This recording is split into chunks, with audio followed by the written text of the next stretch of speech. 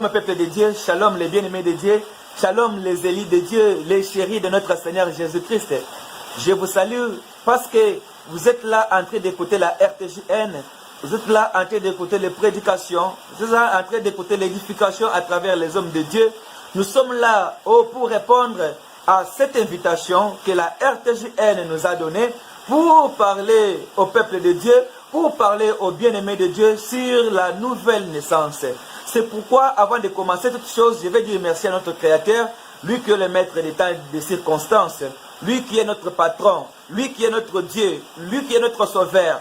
Si lui n'était pas mort et ressuscité, on n'allait pas avoir le courage de se tenir devant vous en ce jour pour vous parler de sa part. Si lui n'avait pas vaincu la mort, on ne pouvait jamais avoir le courage de vous parler de sa part. Mais si je suis devant vous en train de vous parler de sa part, parce que je suis convaincu que notre Seigneur Jésus est vivant, le tombeau est vide, il est assis à la droite du Père en train d'intercéder pour nous. C'est pourquoi je bénis l'Éternel Dieu de gloire pour cette occasion qu'il nous a donné encore en ce jour, afin de vous parler de la part du Seigneur, afin de partager avec vous les Écritures saintes. Il a dit que l'homme n'a pas la vie seulement pour la nourriture. L'homme n'a pas la vie seulement pour le pain, mais l'homme a la vie pour la parole. C'est la parole qui donne la vie. C'est la parole qui justifie. C'est la parole qui élève. C'est la parole qui bénit. C'est pourquoi toi qui es en train d'écouter cette parole, je te bénis, je bénis tes activités, je bénis ta famille, je bénis tout ce que tu es en train de faire. Que la grâce, la bonté et l'amour de notre Seigneur Jésus-Christ soient avec vous. Je ne peux pas commencer à parler sans toutefois remercier l'homme de Dieu, les Juifs noirs. Oh là oui, il est au Gabon. Je dis que le Seigneur te bénisse, bien-aimé, parce que l'œuvre que tu es en train de faire, tu n'attends pas quelque chose de la part de l'homme, mais Dieu à qui tu es en train de servir va te bénir, il va encore te lever plus. Je salue encore les professionnels, les personnels professionnels de cette chaîne, la RTJN. Je vous salue dans le nom puissant et précieux de notre Seigneur Jésus-Christ. La population gabonaise, la population congolaise, la population du monde entier, partout où vous nous écoutez, je vous salue et je vous bénis dans le nom puissant et précieux de notre Seigneur Jésus-Christ, lui qui a vaincu la mort, lui à qui nous allons parler de sa part en ce jour.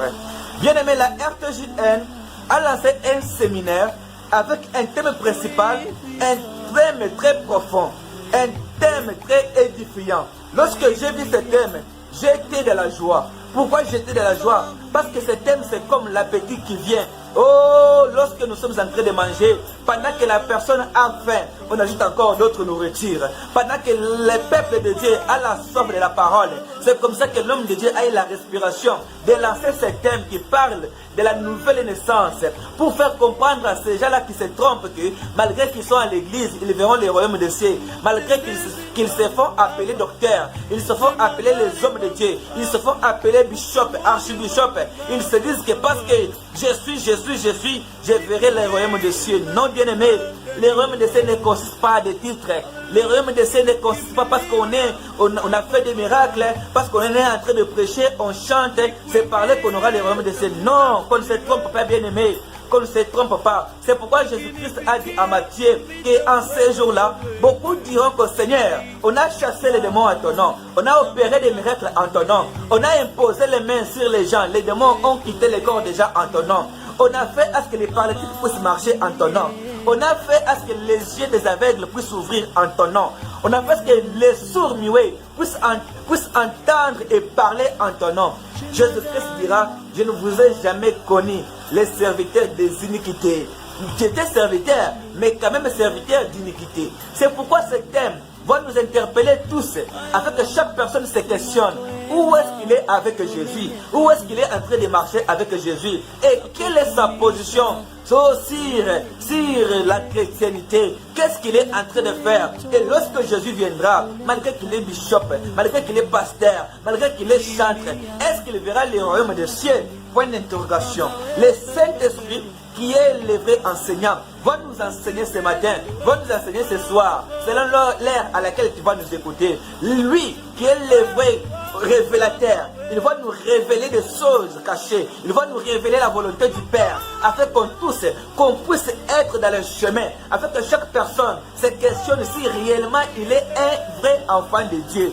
Un enfant de Dieu, c'est celui qui est né de nouveau. Si tu veux te faire enfant de Dieu, si tu veux entrer dans le royaume des enfants de Dieu, si tu n'as pas encore eu les baptêmes du Saint-Esprit, si tu n'as pas encore eu les baptêmes, si tu ne reconnais pas Jésus-Christ comme Seigneur et Sauveur bien-aimé, tu es un païen. Excuse-moi pour les termes, mais je répète pour dire que tu es un païen. Parce qu'un vrai enfant de Dieu, et celui qui est un vrai enfant de Dieu, ce n'est pas seulement celui qui chante sur la bouche, ce n'est pas seulement celui qui se dit que je suis serviteur de Dieu. Un vrai enfant de Dieu, c'est celui qui applique la parole de Dieu en pratique.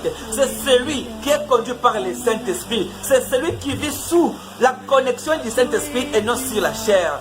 Bien aimé de le Seigneur, ce thème va beaucoup nous aider afin que chaque personne puisse d'abord savoir là où il est, ce qu'il est en train de faire, si c'est appeler Dieu ou bien c'est appeler les hommes. Ou soit on est en train de vivre, de faire des choses pour que les hommes nous applaudissent, ou soit on est en train de faire des choses pour que Dieu puisse nous côté. C'est pourquoi, sans toutefois plus tarder, on va lire notre texte de base. C'est en Jean chapitre 3. Nous allons lire l'évangile selon Jean chapitre 3, verset 3 jusqu'à 8. Nous lisons dans le nom puissant et précieux de notre Seigneur Jésus-Christ. Il est écrit ainsi. Mais, je vais commencer à partir du 3e verset faute de temps. Jean chapitre 3, verset 3, je descends. Jésus lui répondit, en vérité, je te le dis, si un homme n'est né de nouveau, il ne peut voir les royaumes des cieux. Nicodème lui dit, comment un homme peut-il naître quand il est vieux? Peut-être peut-il rentrer dans le sein de sa mère et naître? Jésus répondit, en vérité, je te l'ai dit. Oh, à chaque fois que Jésus dit en vérité, ça veut dire qu'il y a la profondeur. Il y a quelque chose de très important. À chaque fois que Jésus-Christ est en train de répéter ces mots, en vérité, je te l'ai dit, ça veut dire que toutes choses, il peut oublier. Mais ce qu'il dit en vérité, c'est ça ce qui est important. C'est ça même la clé de la chose. Il continue pour dire, là nous sommes en verset 5. En vérité, je te l'ai dit, si un homme n'est né d'eau et d'esprit, il ne peut entrer dans le royaume de Dieu. Je répète pour dire, en vérité, je te l'ai dit, si un homme n'est né d'eau et d'esprit, il ne peut entrer dans le royaume de Dieu. Ce qui est né de la chair est chair, et ce qui est né de l'esprit est d'esprit. Ne t'étonne pas que je t'ai dit, il faut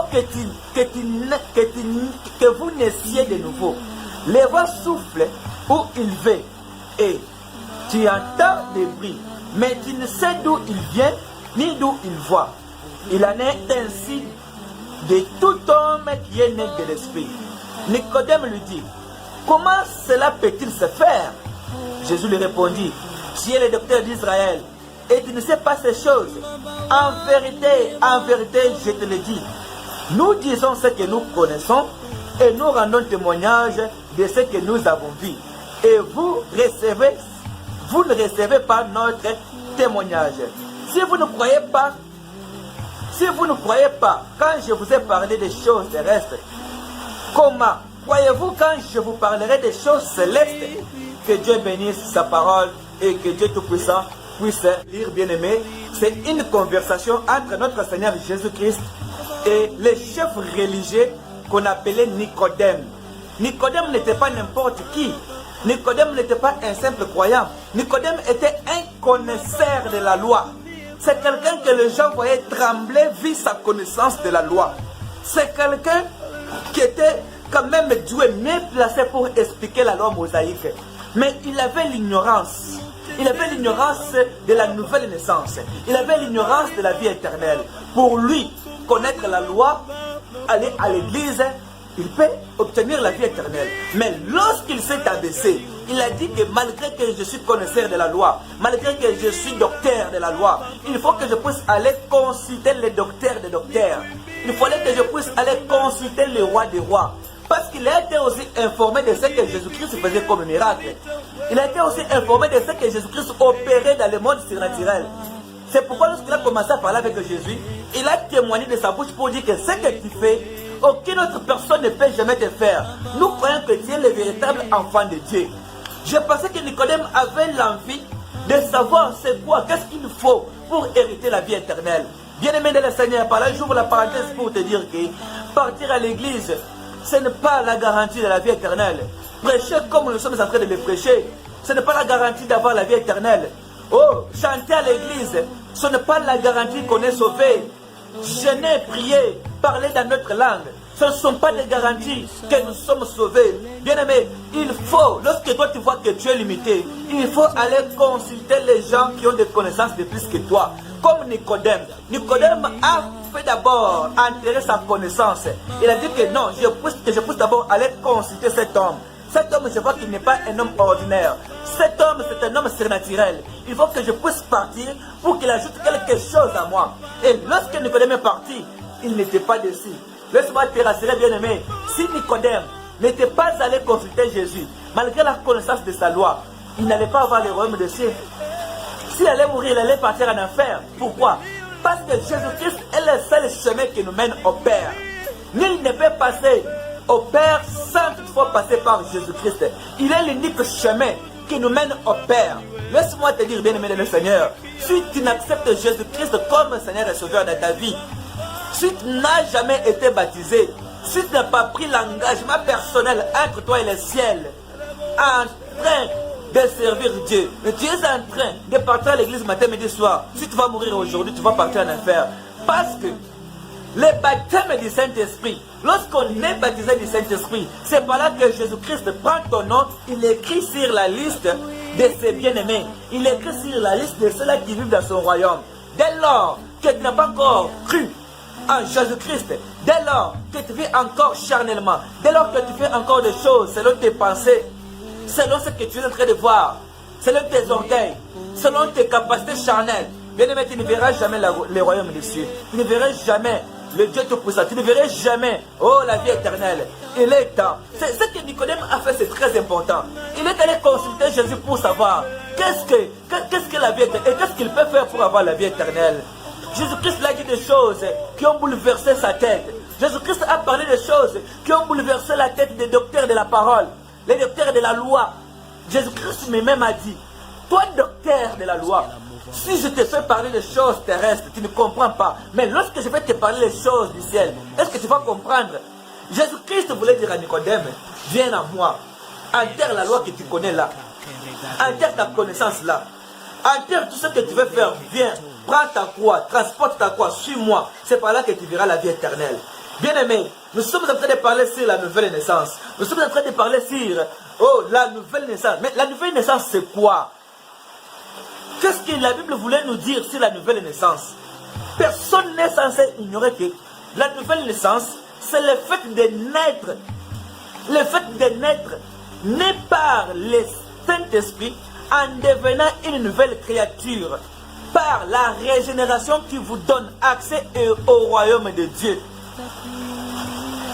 Je répète pour dire que la nouvelle naissance, c'est le fait d'être né par le Saint-Esprit. Oui, en bref, le fait d'être né par le Saint-Esprit et non par la chair. Parce que lorsque la maman part à l'hôpital, donne naissance, on appelle aussi la nouvelle naissance. L'enfant là, on appelle le nouveau-né. C'est la nouvelle naissance aussi. Mais ça, ce n'est pas la nouvelle naissance charnelle, mais ça, c'est la nouvelle naissance par la puissance du Saint-Esprit. Donc, la nouvelle naissance, c'est le fait d'être né par le Saint-Esprit, en devenant une nouvelle créature par la régénération qui vous donne l'accès au royaume de Dieu. Donc, tu seras appelé un enfant de Dieu, un véritable enfant de Dieu, lorsque tu es né du Saint-Esprit, lorsque tu es né de nouveau, lorsque le Saint-Esprit t'a convaincu d'abandonner le monde, d'accepter le Seigneur Jésus-Christ comme Seigneur et Sauveur, c'est par là que Dieu va écrire ton nom sur la liste de ses enfants. C'est pourquoi Jean chapitre 1 verset 12 nous dit que, mais à tous ceux qui l'ont reçu, à tous ceux qui croient en son nom, il leur a donné le pouvoir de devenir enfants de Dieu, selon lesquels sont nés, et non de la chair, et non du sang, et non de l'eau, mais par la puissance du Saint-Esprit. Alléluia. Que la gloire soit rendue à notre Seigneur Jésus-Christ. Que la gloire soit rendue à notre Dieu Tout-Puissant, parce qu'il est en train de nous révéler des choses. La nouvelle naissance ne se fait jamais charnellement. La nouvelle naissance, c'est un problème surnaturel. C'est un problème spirituel. C'est un problème du Saint-Esprit lui-même. Alléluia. Que le nom de notre Seigneur Jésus-Christ soit béni. Je dis que, mais à tous ceux qui l'ont reçu, à tous ceux qui croient en son nom, à tous ceux qui l'ont accepté comme un Seigneur et Sauveur. Directement, il donne l'accès, les puissances, le pouvoir de devenir enfant de Dieu. C'est par là qu'on peut dire que la personne est née de nouveau. Je peux descendre encore pour dire, la nouvelle naissance c'est quoi encore? C'est aussi passé par l'état de la mort spirituelle, par la nature du péché, où nous étions des pécheurs, nous étions des menteurs, nous étions des malfaiteurs, nous étions des gens vêtus par la chair, nous étions des gens qui cambriolaient les choses des gens, les gens qui volaient les choses des gens, les gens qui prenaient les femmes d'autrui. Nous étions les gens de ce monde. Mais lorsqu'on accepte Jésus, on accepte de passer par la mort spirituelle. La mort spirituelle, ça se passe comment? Alléluia. Je bénis Dieu parce que Dieu est en train de nous parler de choses vraiment. C'est pourquoi je dis merci au Saint-Esprit, parce que je vois, il est avec moi. Bien aimé, lorsque nous entrons maintenant en profondeur pour examiner d'abord ce que nous venons de lire en Jean chapitre 3, verset 3, verset 8, lorsque nous considérons la conversation, ce passage des gens, donc la discussion entre Nicodème et Jésus-Christ, nous constatons que, nous comprenons que la nouvelle naissance s'opère par la parole de Dieu, qui est un fil conducteur du Saint-Esprit, représenté par l'eau qui nous purifiait. Gloire soit rendue au Seigneur Jésus-Christ. Je répète pour dire que la nouvelle naissance consiste aussi, c'est remarque où s'opère automatiquement par la parole de Dieu, qui est le fil conducteur entre le Saint-Esprit, représenté par l'eau qui nous purifie. Vous savez pourquoi j'ai parlé de l'eau? Parce que Jésus-Christ a dit, si quelqu'un n'est ni né de l'eau, ni de l'Esprit, il ne verra jamais le royaume des cieux. Mais lorsque nous remarquons ce que Jésus-Christ a donné comme réponse à Nicodème, on remarque la présence de deux éléments. On remarque la présence de deux choses. Jésus-Christ a parlé, si quelqu'un n'est pas né de l'eau et de l'esprit, il ne peut jamais voir le royaume de cieux. Mais c'est quoi naître de l'eau et c'est quoi naître de l'esprit? Prenons d'abord l'aspect l'eau. Nous savons très bien que les gens de ce monde ont toujours tendance à dire que l'eau c'est la vie. C'est l'eau qui donne la vie. Lorsque quelqu'un prend de l'eau, il est ravitaillé avec l'énergie. Même si tu as faim, mais si tu prends de l'eau, tu bois, même si tu n'as pas mangé, tu as quand même la force. C'est pourquoi que les gens de ce monde disent que non, l'eau c'est la vie. Or, la vraie vie se trouve dans la parole de Dieu. C'est lorsque quelqu'un a consommé la parole de Dieu. C'est lorsque quelqu'un a mis la parole de Dieu en pratique. C'est lorsque quelqu'un respecte la parole de Dieu, c'est par là que la personne a la vie sauve. Donc on comprend par là que l'eau que Jésus-Christ parlait, que d'être baptisé d'eau, c'est consommer, donc avaler, pratiquer la parole de Dieu, mettre la parole de Dieu en pratique, respecter les principes de la parole de Dieu. C'est par là que tu vas entrer dans le royaume de Dieu. Et qu'est-ce que la parole de là est en train de dire? Lorsqu'on te dit que voler c'est mauvais, lorsqu'on te parle que Jésus-Christ est mort pour toi, accepte Jésus-Christ, tu seras sauvé, et toi et ta famille.